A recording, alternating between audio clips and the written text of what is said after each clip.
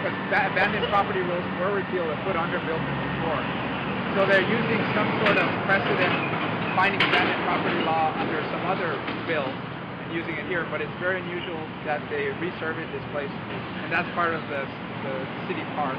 Well, you're requiring them to be consistent and to follow the law. It's a fun circus.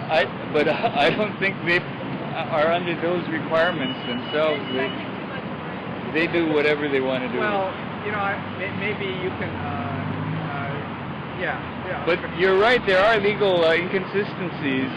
It's so good to know. If there is a lawyer out there, yes, that's right. we could use some help, not necessarily representation, but some advice, clarification of the laws.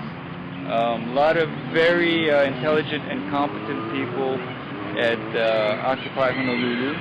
At least one physicist or student yeah, lend some help.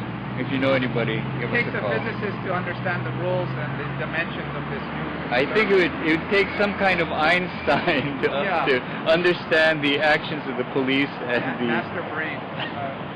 Because it's really... The master brain out there, the brain trust, could be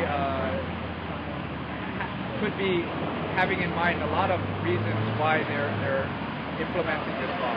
It was originally put in place, they say, because of the elites coming here, and they said that, but they've always wanted to kind of beautify, as it were, Hawaii and you know, shoo away some of the different demographics, encourage other ones.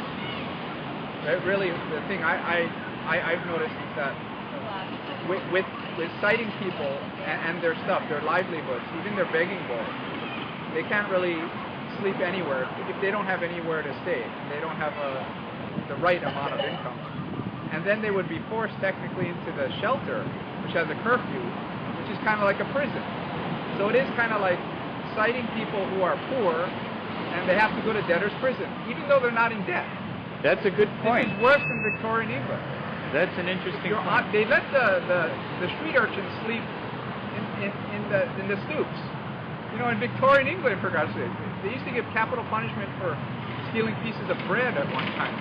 You know, so this is, people really don't know this law very well.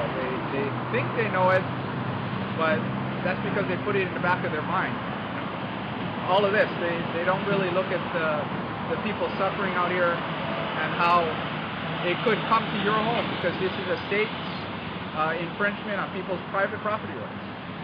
It's really another, for you libertarians out there, this is encroachment also on the First Amendment rights. If you want to see the sign that they tagged, did you see the sign that they tagged? I'll follow you. You show me. No way, they tagged the sign? They tagged the sign.